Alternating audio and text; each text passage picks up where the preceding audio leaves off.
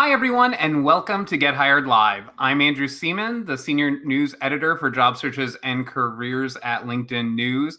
Welcome, as always. This is where we meet every week to talk about navigating this very difficult job market to find where you can get to in your career. So I'm so happy you joined us today. And as always, I want to kick off by having you introduce yourself in the stream. So tell us a little bit about yourself. Tell us, where you're looking for work. Tell us a little bit about, the region you want to work in. And then once you introduce yourselves, talk to each other and network, connect. One of the most important parts of a job search is building relationships and networking with each other. And what better time to start than now? So be sure to do that. Reach out to someone maybe who's in your area, reach out to someone who's in the field you want to work in, and really talk to each other because that will pay dividends in the future. And today, hopefully you'll put your questions into the stream. We have such a wonderful expert joining us. And I want to bring her on now, Diana YK Chan, who is the founder and CEO of My Marketability. So welcome, Diana. Thank you so much for joining us. Thank you so much for having me, Andrew. I'm delighted to be here. Definitely. So obviously we have so many people joining the stream. We have Diana from Colorado, Christina from Houston, Patrick from Virginia, Carlos from Toronto, and Andrea from Florida. So welcome to all of you. So keep introducing yourselves, get your questions in there, and then we'll be taking those in just a little bit. But first off, Diana, I want to talk with you about something that I think a lot of people are sometimes struggle with, especially during the pandemic, which is job interviews, because obviously they have changed a lot. So can you tell us a little bit about how job interviews have changed over the course of this pandemic and sort of quarantine times? Yeah, absolutely. I've been doing a lot of interview prep with clients lately. And one of the things I'm definitely been seeing is definitely more virtual interviews, less in-person interviews. Employers are more willing to hire remote talent, whether you are based locally or not. The interview process is a bit quicker. So as job seekers, you really need to first be camera ready and need to be comfortable with technology as well. Got it. And, what are some tips that you would give people who are navigating a job interview during this time? Because I assume there's obviously things you could do about job interviews. So I'm here in my living room and I have a camera and lights and all these things, but you don't need that to have a successful job interview, I assume. And also, what questions do you think people should be prepared for, especially that they're going to be remote? Yeah, absolutely. That's a great question. So first of all, I would say, well, from my experience, most people are uncomfortable with speaking on camera. So first things first is really managing that technology and getting yourself all set up. So a few quick tips. Number one is to check the background of your setup. You want to give the vibe that you are organized and professional, ideally an office vibe there. If you don't have a wall, that's totally okay as well, as long as it looks organized there. Second is you want to make sure that you have some good lighting, audio, like record yourself and see how you sound, and also double check your internet connection. So that's some tips and from a setup standpoint. Now from a tips on camera speaking tips, because we're virtual and you don't really get that energy in person anymore, we really need to amp up our energy even more. So this is all about your presence, your posture, and your likability factor. And it's totally okay to use some hand gestures as well. Make sure to smile. I always tell my clients to smile more. I give them a little sticky note when we practice, and to look at the camera when you're speaking. Now, in terms of some questions to prepare, one of my favorite things to always do with my clients is number one is to master your glowing introduction. So this is the elevator pitch, that common, tell me about yourself, walk me through your resume. It's a classic question that you really want to master. You want to be able to highlight who you are, what you've done, what are your unique skills that you have to offer, what's your proud accomplishment, what you're looking for, and why are you interested in this opportunity and company. So that's a classic one to always have. The other is those common motivational questions. Why are you looking for making a change? Why this company? Why this role? You want to showcase that you've done your research and preparation as well.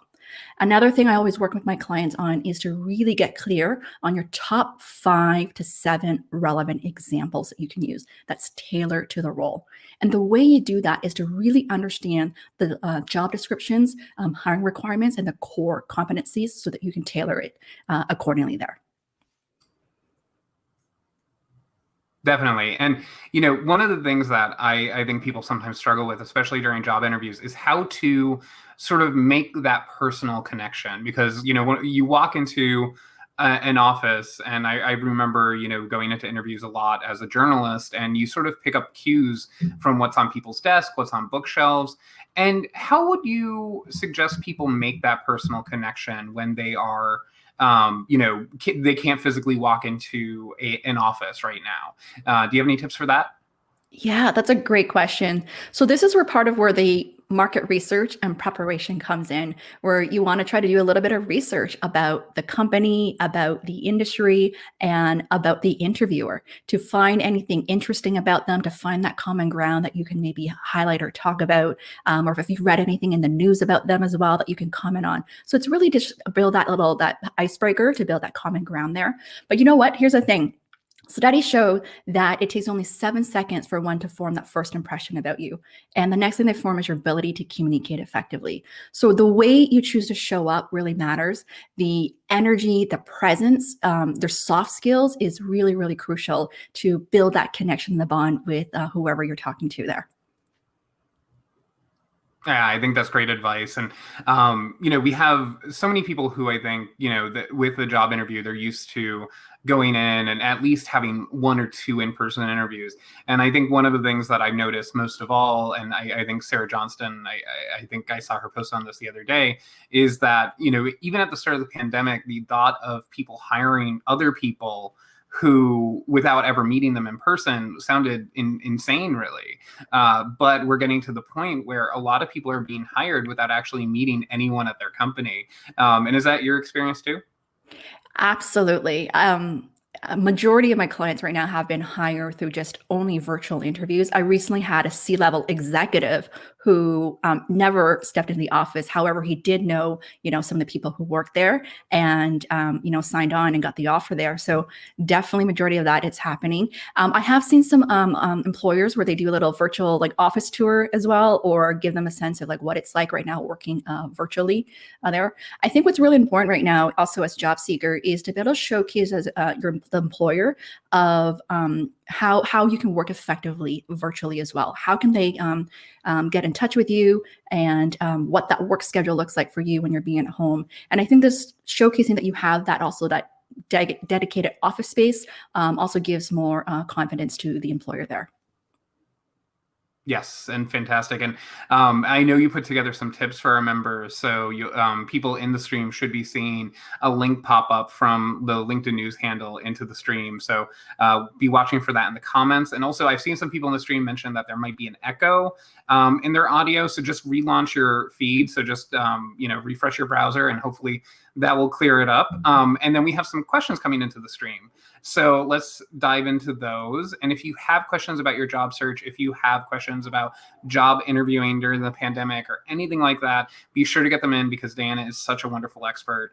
So be sure to get them in. And I want to start with the question from Andrea, who basically says, what is the biggest differentiator that will get you noticed, make you stand out to an employer, and how can you be unique and memorable? And I think that a lot of people struggle with that, especially now with so many people out of work. So how do you sort of stand out and be that bright star that they want to pick? Yeah, absolutely. One of my favorite saying is to dare to differentiate as top talent to generate more opportunities and get hired. So one of the things that I talk about, I'm going to talk about more high level first, and I'll give you some specifics things as well. I've been talking about this formula that to get more opportunity to stand out is you want to increase your likability, increase your marketability, increase your visibility, and increase your credibility. And so let me break it down what that means there. So the likability piece is what I mentioned earlier, which is your presence, your energy, the soft skills, the relationship building skills there. Okay, so if you struggle with in terms of even also the confidence and communication piece, that's something you really want to work on. The next is really the marketability, which is really the whole building your online brand, having that strong presence as well to increase that marketability. What ties into this is also having a strong like LinkedIn profile, strong resume, cover letter, elevator pitch. You want to make sure all your messaging is consistent and compelling across the board. So really think about what is your brand? What are your key differentiation factors there? The next piece is the visibility there. This is really around the networking, having great conversations, having that also online engagement online here, like on LinkedIn, for example, to build that visibility so that people will keep you in mind for opportunities there. The last piece is the credibility. So this is being seen that you're someone as a high performer with high potential talent. So what's really important is to really talk about your accomplishments, your results, your value add. A lot of times people are shy about talking about what makes them unique or what makes them different. A lot of times the resumes I see is all about highlighting responsibilities of what they've done, not what they've done differently. So what also ties into this in the credibility is where you get referrals, recommendations, testimonials, that people see you as a go-to expert, that they can refer you to opportunities as well. Studies show that you are 5 times more likely to get hired when you get a referral. So if you can really tap into your network, that can really also accelerate the job search success as well. That's really wonderful advice. And, we have a bunch of questions coming into the stream. And I think one of them that is very common right now is about career changing, because obviously, excuse me, there's so much going on in the world and people are really reevaluating what they're doing with their lives. So what advice do you have for people who maybe feel that pull to another field, another industry, but they don't really know how to make that leap? Because it can be difficult to sort of do something new. Yeah, absolutely. So first step is to really start from within, to really do some soul searching before the job searching there, to really get clear on where you're heading, who you are, what you want, what's important to you. That's really the foundation, the career clarity. Because when you have career clarity, you're going to speak with more conviction, more confidence.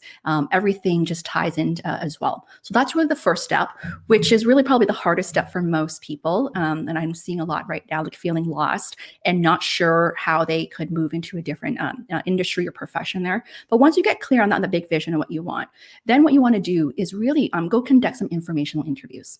Go talk to people that you know, or people in another industry. Go find them, let's say on LinkedIn, and have an informational chat with them then to see if this is something you really want to do or not there. Okay.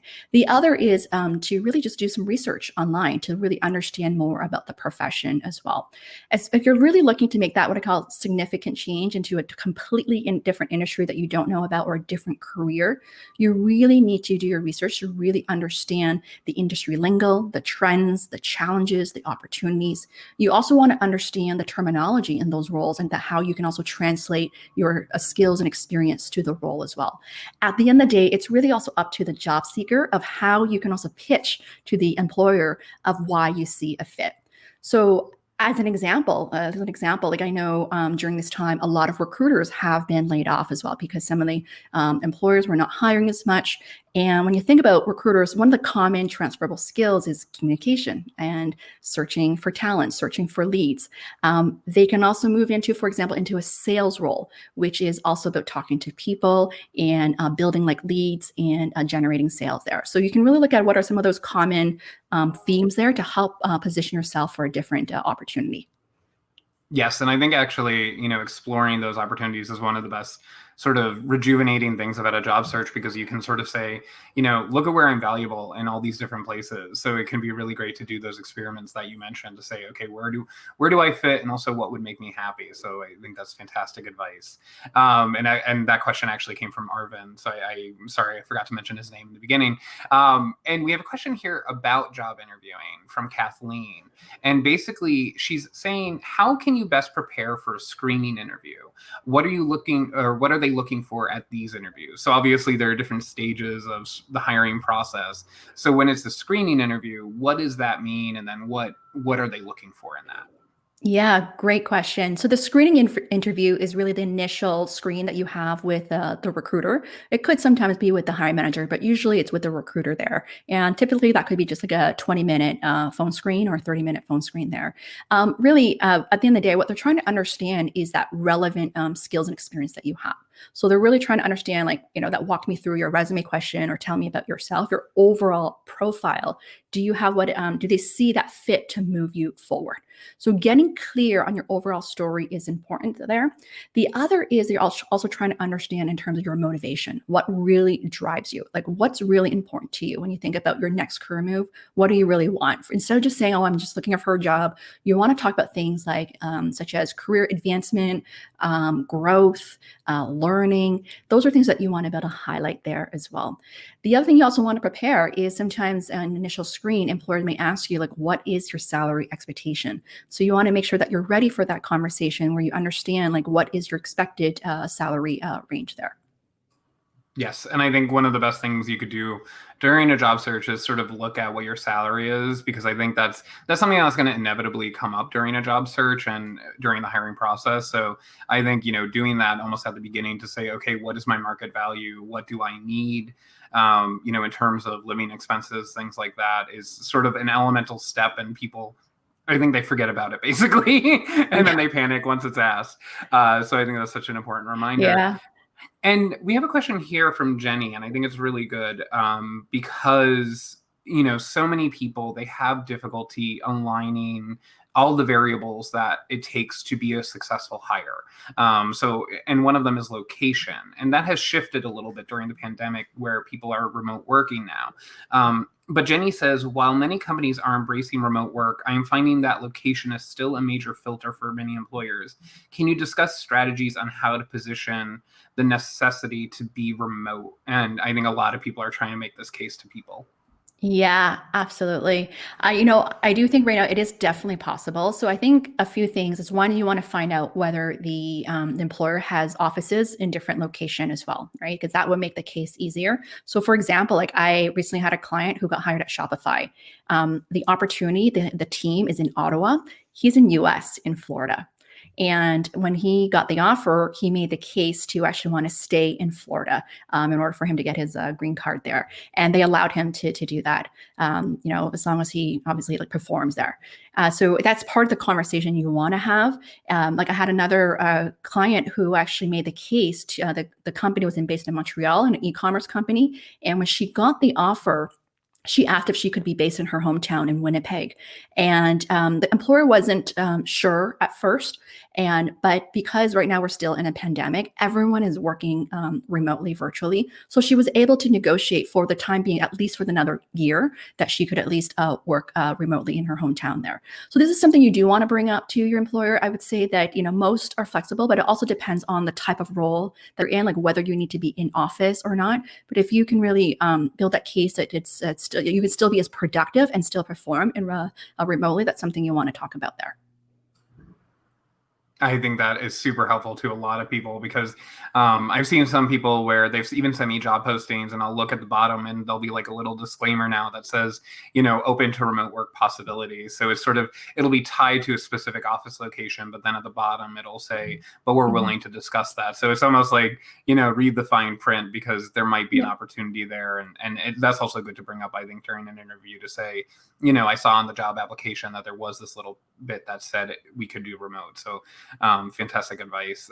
Thank you. And then we have a few questions here about employment gaps. And so many people are experiencing this now.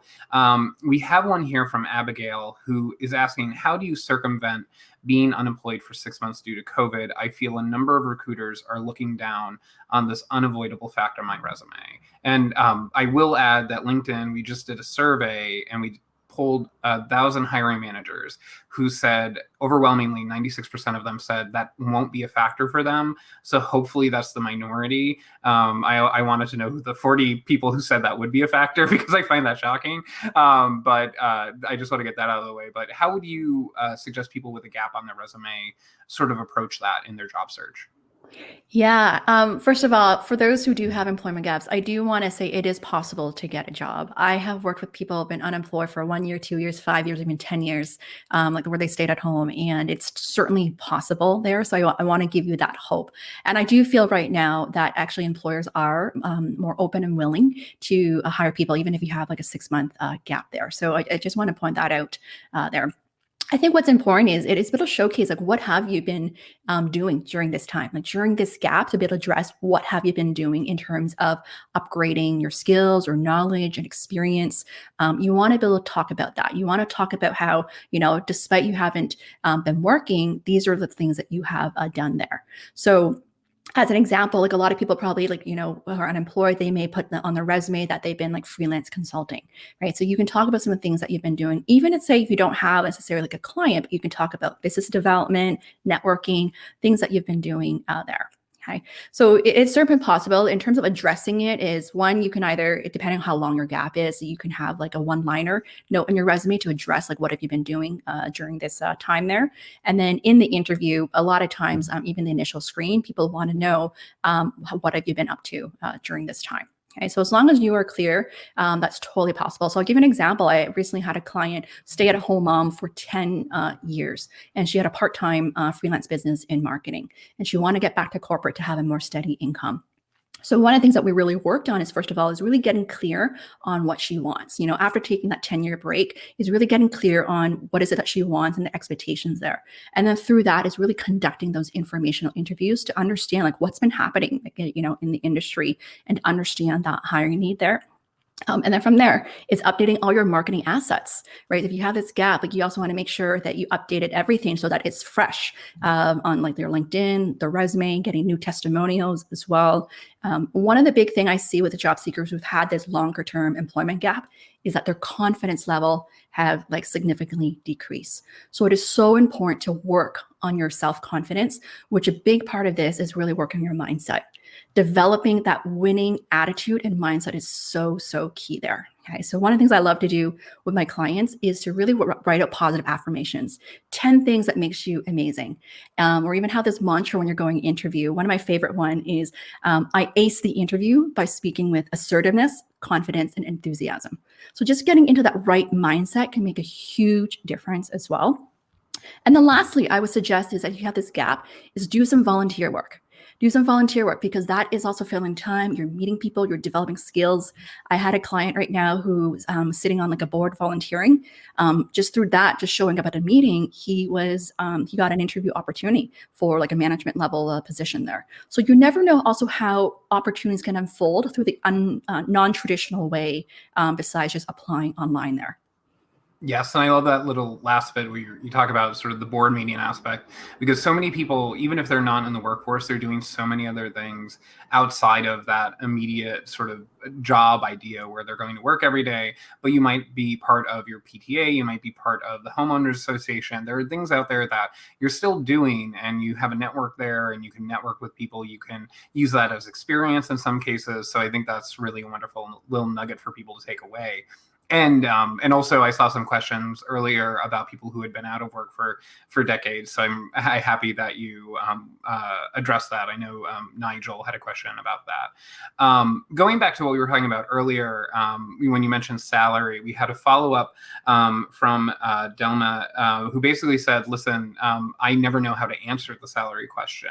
So for people who are struggling with that because they don't maybe know how to research their market value, how would you suggest people go about finding that? Yeah, this is a hot one. Not a lot of people talk about it. So first of all, salary. I think first things first is you need to assess where are you right now, right? Are you at the market rate? Are you underpaid, or are you on the higher end to understand that? And then second is to doing some market research, like looking at sites like glassdoor.com, salary.com to just get a benchmark in terms of the range of what that is to assess, right? And then you want to ask yourself, like, what are you really looking for? Normally, what I recommend is if you get asked that question is to give a range versus just one number. So for example, let's say 60 to 70K, 85 to like 95K, like have that 10K type of range there. So that leaves room for negotiation there. Okay. If you know you're already on that upper end, like let's say you're on the upper end of the salary, and the role is also already on the it's essentially above what they are, below what they can actually offer you there. To me, this is all part of negotiation of to get creative if they really want you, of how they could essentially get you to accept the offer there. Now, for those who are on the lower end, right, and this is where I actually seen a lot of my clients who have received 5 figures or even 6 figures salary increases.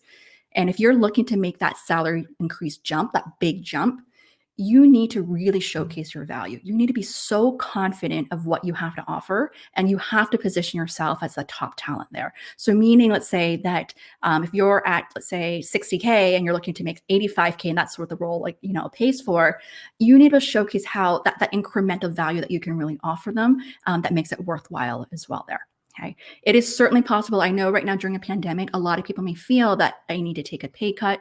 I think it also depends, it depends on the type of roles, but if you are in more looking for like those professional type of roles there, that's like a non-hourly range, it is certainly possible to increase your salary by quite a bit there. Yes, and I looked at the numbers not too long ago. During recessions, there is some erosion of household income. But what I found is that it's not necessarily as drastic as you would expect. And I have been hearing reports from people anecdotally saying, hey, I just got this job and I actually got a pay raise, or, they were laid off and they ended up getting more money at their second job. So it is definitely possible. It may not be the norm, but I do hear anecdotal reports of that. So I think that's really important for people to know. Yeah. And we have a question here about networking, and a lot of people obviously they have to do it virtually now. So Rick says he's having trouble networking through LinkedIn. Seems like most people are willing to connect and respond to messages, but how do you break the barrier to maybe become a more meaningful relationship that could be valuable to you in the future? And I think there's like almost a gap there that you have to sometimes jump over. So how do you make that leap? Yeah, absolutely. I love talking about networking. One of my ABC from is always be connecting anytime, anywhere, as you never know when opportunities come your way. One common thing I hear is that it seems that it's more difficult to network virtually. I would actually argue that it's actually easier now because you can really network with anyone all over the world. So it's really a mindset shift as well of how you see networking. I always talk about the importance of having that positive networking mindset. And what do I mean by that? It's about discovering what you can do for others, being of service, adding value, give before you get. So I think as job seekers, oftentimes, we want to network. It's all about, obviously the end goal is getting a job, but you really want to see it as that, how you can also make a difference in terms of helping people and adding value. So start really building those, that social capital before you ask for those favors first, and really nurturing those relationships. So before you even get someone to spend that, let's say half an hour to phone call with you, and if you got them connected already, let's say on LinkedIn, start a dialogue through the LinkedIn Messenger to talk to them. And then through that, you can say like, hey, would you like to take this offline where we can chat over the phone? Right? I've seen that some people do that with me as well. We'll chat. And if it makes sense, then we'll bring that conversation to the phone there. The other key thing is that you got to consistently follow up. I think a lot of times I see job seekers, they've only tried to reach out to, let's say, a handful of people, like 10 people, and they're like, I haven't heard any response. It's not working for me. And I always tell people, like, if you really want to make networking work for you, you have to have a plan. Put together a list of 100 people that you want to reach out to that work at your target company and industry. This could be recruiters, hiring managers, peer level, different sorts of people that you can reach out to.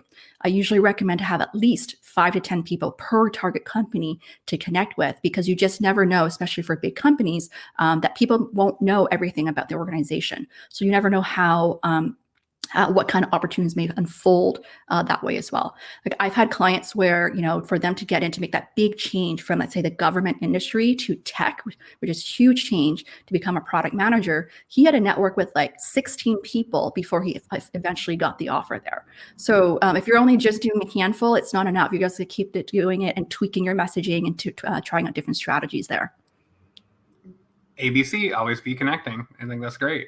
And then, we only have a few minutes left, and I figured we might end on a question about interviewing.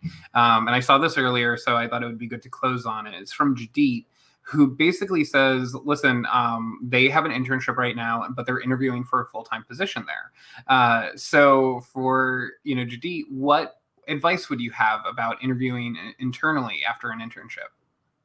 Yeah. So basically getting, I guess, converted to a Yeah. full-time role, right?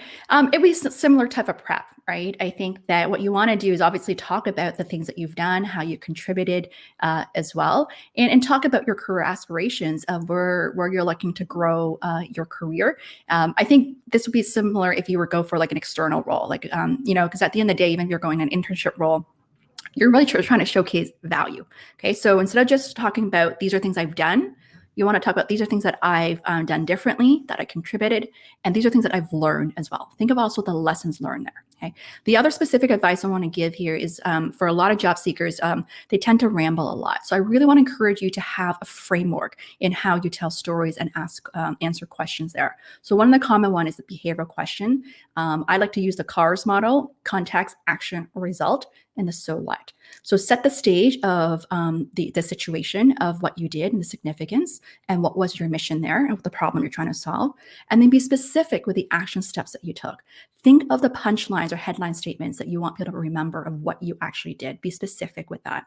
And then be clear on the outcome of what you did. And then lastly, the so what is really connecting the dots, right? What did you learn from this situation? Or how has this experience helped you become a better leader or more effective communicator? Or how this experience will help you become a better performer in your next role there? Okay, so I hope that helps with giving a bit more tactical advice for those who are preparing for interview answers. I highly recommend those to check out my free resources. I actually have a resource specifically on that, on how to answer common job interview questions and questions to ask interviewers as well at the end of the interview. That's great. And then obviously, I know we've posted the free resource you had, and then I hope everyone was watching the bottom of the screen. We've been flashing your LinkedIn profile, so hopefully a lot of people will follow you because you post such wonderful content. And thank you so much for giving us your time today. Thank you so much for having me, Andrew. Definitely. And thank you all out there for joining us as always. I hope, if you didn't get your question answered this time around, we do this every Friday at noon. And then next week, we'll actually have Alicia Perkins on the show. So you'll see a link appearing in the stream soon where you can RSVP for that show. If not, it'll be embedded in the post for this show.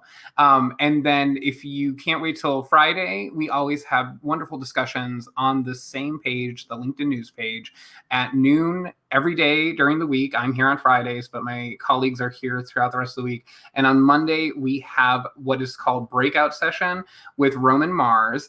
And, we have basically these discussions, and they're going to be talking about taking a closer look at the world of work and your place in it.